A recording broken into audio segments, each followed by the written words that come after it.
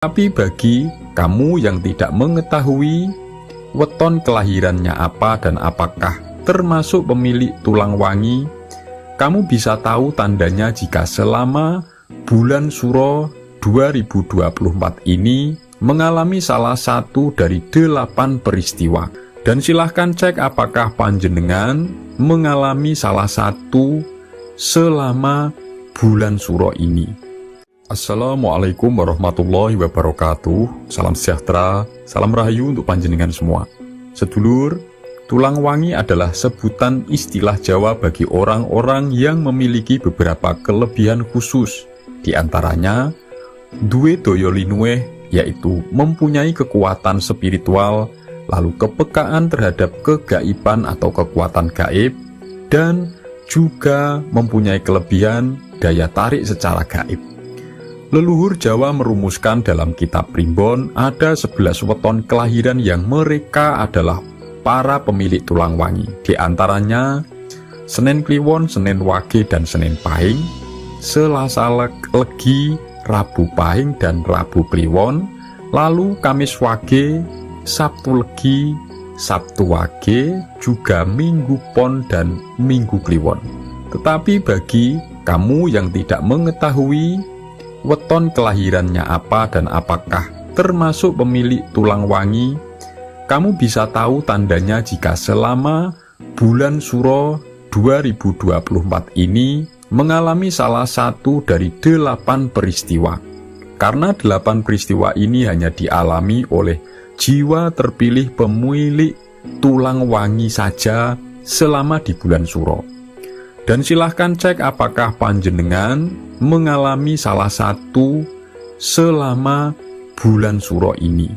Sebelum saya jelaskan, silahkan tulis komen apa hajat dan doa panjenengan semua. Dan bagi sedulur yang muslim, mari sempatkan tulis komen sholawat agar hajat dan doa baik kita semua terkabul.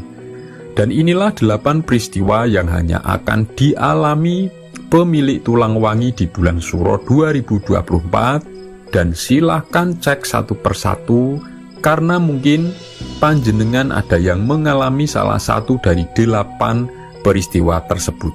Pertama, angel turun bengi, yaitu mengalami susah tidur pada malam hari. Itu semenjak memasuki bulan Suro atau bulan Muharram. Meskipun sebelumnya itu normal-normal saja. Dan tanda ini adalah yang paling banyak sekali tidak disadari oleh para pemilik tulang wangi. Sebenarnya, ini adalah bentuk adanya penyelarasan energi spiritual. Karena malam hari itu adalah waktu terbukanya portal spiritual, dan bulan Suro pun adalah bulan spiritual. Makanya, para pemilik tulang wangi pasti akan secara alamiah mengalami peristiwa tersebut. Dan itu seharusnya dimanfaatkan untuk aktivitas spiritual atau pendekatan diri kepada Sang Ilahi. Kedua, tangi ing tengah wengi, yaitu kamu sering terbangun di pertengahan malam antara jam 12 hingga waktu subuh selama bulan Suro.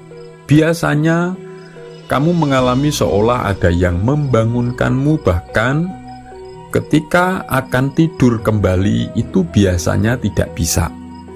Hal itu juga yang paling umum dialami pemilik tulang wangi selama bulan Suro, dan memang sebaiknya jika mengalami hal tersebut janganlah digunakan untuk tidur kembali, karena itu adalah bentuk panggilan spiritual yang sebenarnya jika kamu mempergunakan untuk pendekatan diri, maka kamu akan tertuntun menuju keberuntungan hidup dalam 1 tahunnya.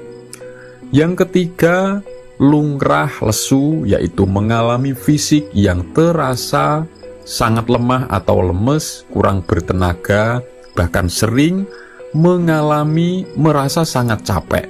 Padahal sebelum memasuki bulan Suro itu tidak mengalami hal-hal tersebut, meskipun aktivitas yang dilakukan itu sama. Nah, Ini adalah pengaruh dari energi atau kekuatan gaib.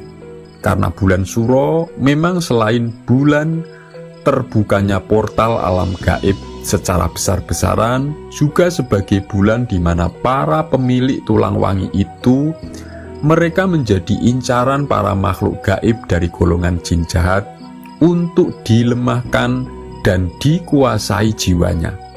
Keempat, meruhi lelembut, yaitu sering melihat penampakan makhluk gaib selama di bulan Suro atau Hijriah, terutamanya ketika melakukan ritual seperti berpuasa, bahkan ketika berurusan dengan benda-benda pusaka entah keris, batu mustika, dan lain-lain.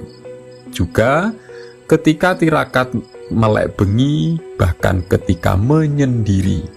Selain hal ini mengandung teror dari para makhluk gaib jahat, itu juga bisa mengandung adanya bujukan sukmo atau agar jiwa sukma pemilik tulang wangi masuk ke alam gaib dan menjadi tumbal mereka.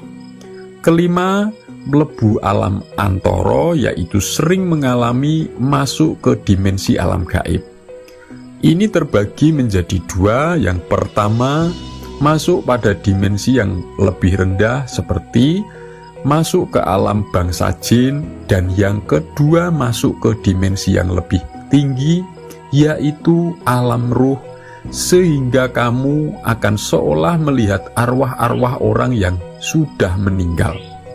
Minimal ini dialami atau terjadi ketika tidur, atau justru ketika kamu menahan rasa kantuk, bahkan ketika kamu berada di tempat-tempat yang singit atau keramat.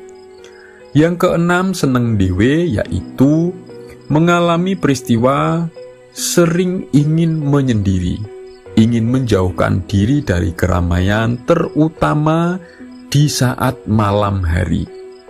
Itu kamu merasakan seolah seperti tidak nyaman setiap kamu berkumpul-kumpul.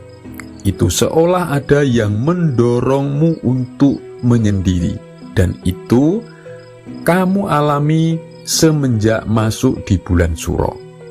Yang ketujuh, nyekar, yaitu merasakan ada dorongan keinginan yang sangat besar untuk melakukan berziarah ke makam para leluhur atau ke makam para wali-wali Allah.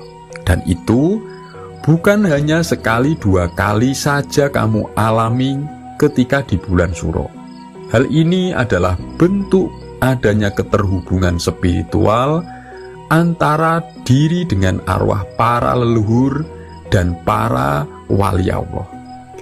Yang kedelapan, marak reraketan, yaitu merasakan peristiwa adanya dorongan yang sangat kuat dalam hati untuk semakin mendekatkan diri kepada Sang Ilahi. Pemicu kesadarannya biasanya itu macam-macam.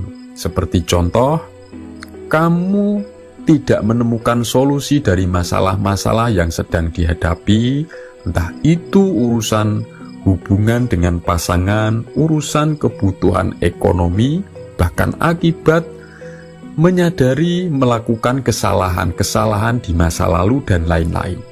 Ini adalah termasuk bentuk panggilan spiritual dari Sang Ilahi untuk kamu para jiwa terpilih, pemilik tulang wangi, ketika masuk di bulan spiritual atau di bulan Suro. Semoga ini bermanfaat. Wassalamualaikum warahmatullahi wabarakatuh.